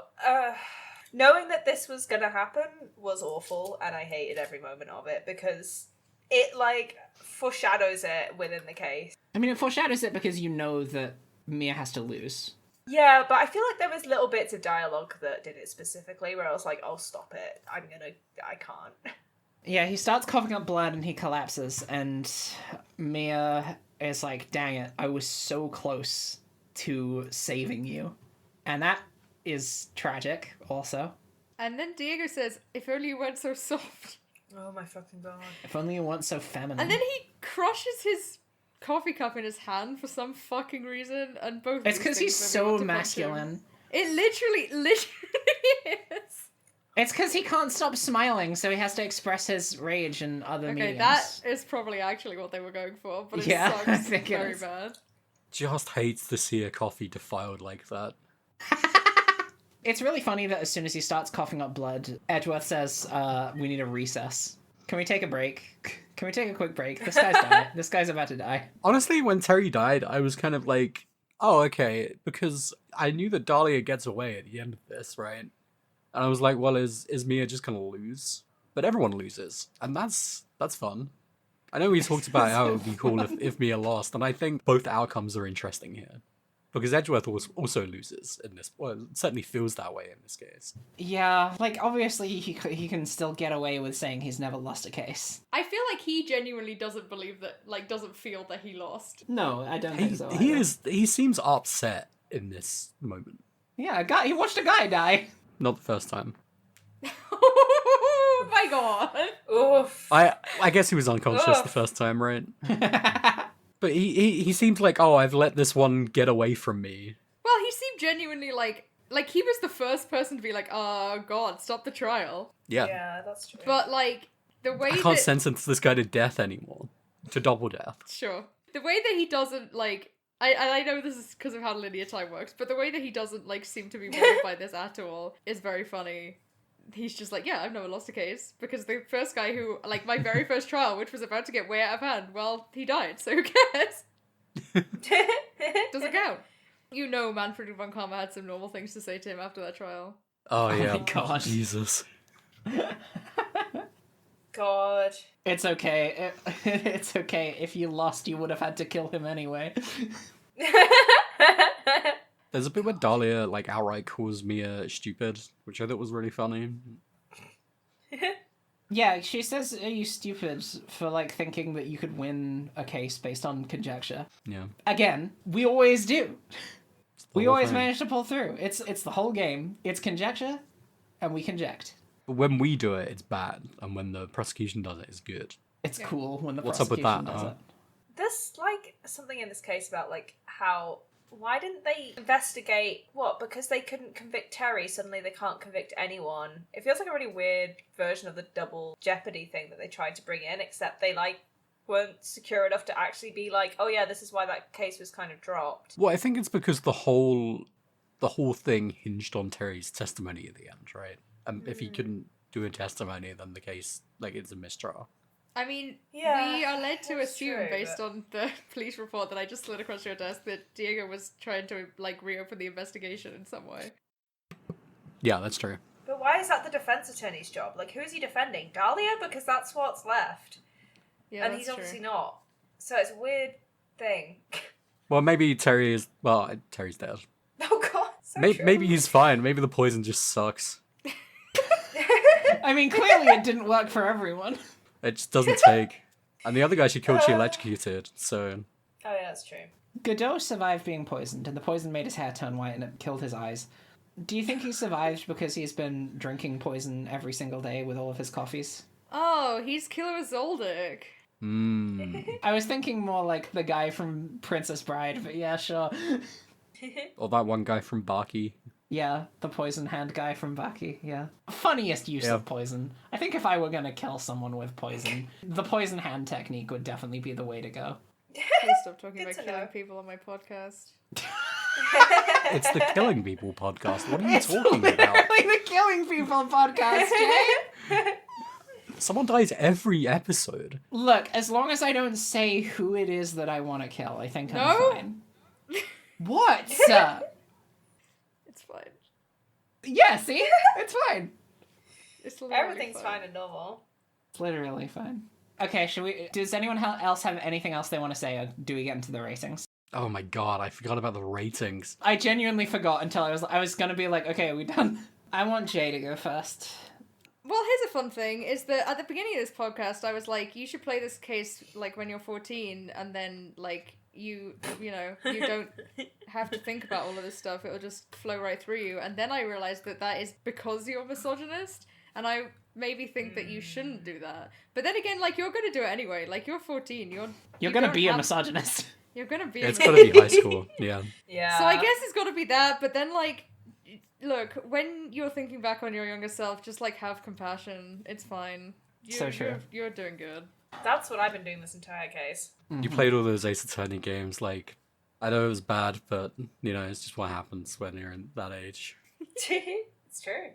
Alright, where you go next? I think in a similar vein to you, Jay, this is the case that, like, it's got the writing style that reminds me of what it was like being someone of that age that would find this kind of thing more palatable. I'm rating this case a 2 a.m. because I feel like I'm rating this case at 2 a.m. because I've got no reason to be up thinking about this. and it makes me mad that I'm up this late at night thinking about this. But it was something that happened regardless. That's what this case feels like. It feels like being awake in the middle of the night for no fucking reason and being like, God, I want to do anything other than think about this and just go back to sleep. Here's the thing. For all the criticisms, I do think there's some stuff in this case that I like. I like the kind of opening up of like past experience with the characters. We've settled some stuff from the first case. However, so many fucking problems. Again, this case specifically, the last case was bad, but this case specifically is the real reason I stopped playing this game for like 10 years or whatever. The thing is, right, so I'm going off the Devil May Cry 4 combo rating scale. The lowest on that scale is Deadly. The one up from that is Carnage. I probably would have gone for Carnage. However, Brutal sounds more appropriate to what this case was. This case did feel brutal. So it's the rating I'm going to give it, but the story that was told in terms of the relations between characters, if you don't look too much at the text, is like interesting to me. But, oh god, it was brutal playing this.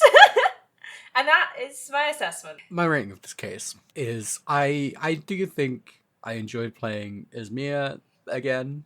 It feels like all of the music for this game was kind of like made for her because she's the person you play as in the first case. So it kind of felt nice to be back in that respect. However, I didn't really like anything else about the case, and it was a red for me.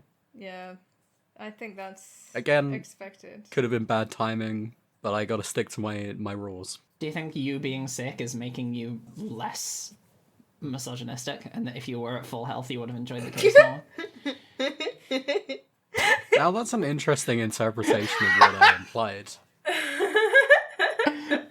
And I don't want to rule it out. But I don't think I'm think literally infected that's the by the case. woke mind virus right now. It's tragic. It's actually, like, from what everyone said about it, it didn't seem like it was going to be so bad, but it's pretty rough. What, the woke mind virus or the case? Yeah. Both. Both. No, the things I heard about this case going in was, because everyone played it before me, because I had stuff to do this week. All I said was it was short, and I also referenced... Someone said it was the misogyny case. It is the misogyny case. they were right. We've talked about misogyny non-stop for the past 3 hours. Okay, but I knew about that going in, so I think that may have primed me. I really don't think you need to defend this case being a red of all cases. Yeah. I like to shoot straight down the middle as much as possible and be like, maybe next Shut time I the really hell like a up. case. Maybe next time I really like a case, I'll be like, well, maybe on another day I fucking hated this. You saying shoot straight down the middle as someone who has a binary system for rating things makes me so angry. That did ignite a rage in my chest, I have to say. It's just the funniest way to play it, I think. I respect that.